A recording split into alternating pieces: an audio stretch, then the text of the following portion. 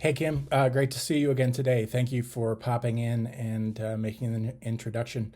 I wanted to share what I shared with Jen today, and that was just how I do a little bit of the behind the scenes on designing programming.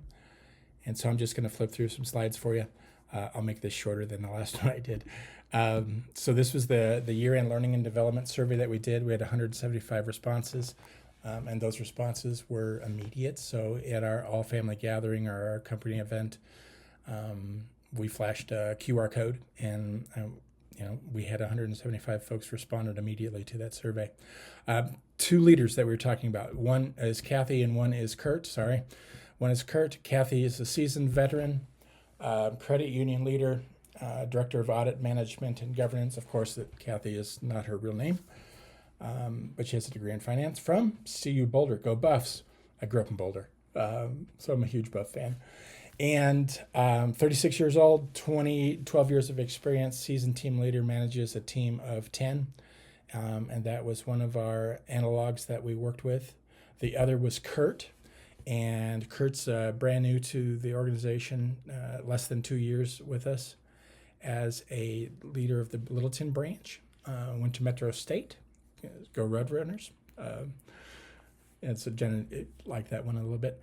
And they both have different needs. And so what our survey said and what our survey showed was when those leaders were asked the question of what they really needed, it was all about what a seasoned professional needed were these 5 things: innovation at the top, critical thinking, career growth, leadership, and mental health. Those were the prioritized top 5 for someone who's been with us for 5 years.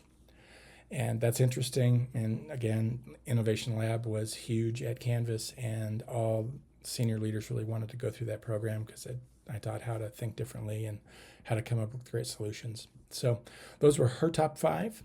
And when we look at Kurt, let me flip over to Kurt's as an emerging leader. He's got different ideas. And so the top 5 things for that emerging leader was career growth. He wants to know how he can grow that career. He wants to know more about leadership. He's struggling right now and needs some help.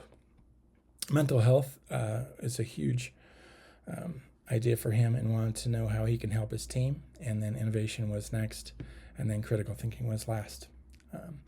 And so what do you do with all that when that happens? And so what our data said and behind the scenes was really digging through what our exit interviews said, what folks were leaving for. A lot of it had to do with our leaders, and felt that their leaders didn't care for them. And so I looked through another source of data, and that was our Great Place to Work data. We've been certified for 3 years in a row. But the interesting thing is that if you look at 80% of the workforce was there 5 years or less. That's huge.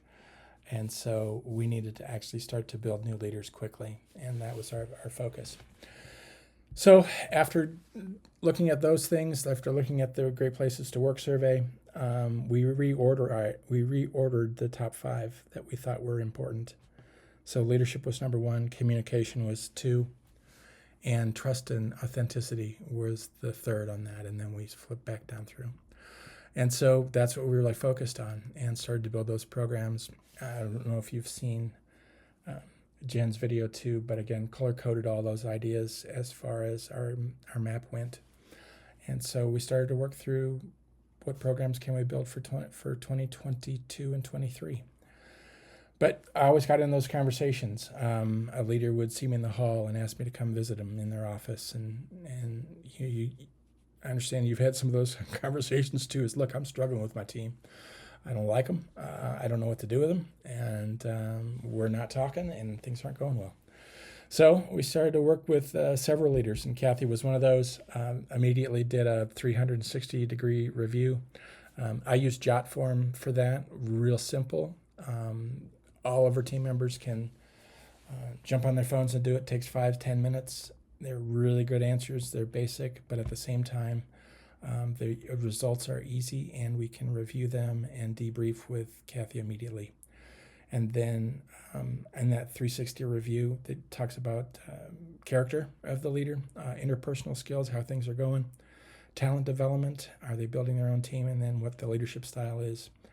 And so from that, then the results of that 360 review allowed me then to sit down with them and sit down with Kathy and kind of walk through, here are the good points, here are the bad points. So how do we start to find a Udemy course that will help with character building, or strengthening your interpersonal skills? And quite frankly, what we would end up doing would be a roundtable discussion. We'd say, hey, we want to get better.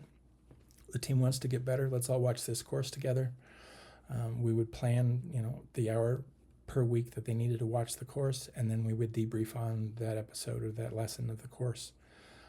And then we would facilitate the roundtable, and we could go through and ask the questions, and just opening that line of communication with the team. It costs a little money to do that. They're not focused on what their regular job is, but they're getting better as a team and they're talking. That's valuable. And so from those roundtable discussions I had with leaders, we would then go ahead and add those to our programming build. So just a little thought. I wanted to show you what I shared with with Jen, and so where you're all up to date. Anyway, have a great week. Talk to you soon. Bye.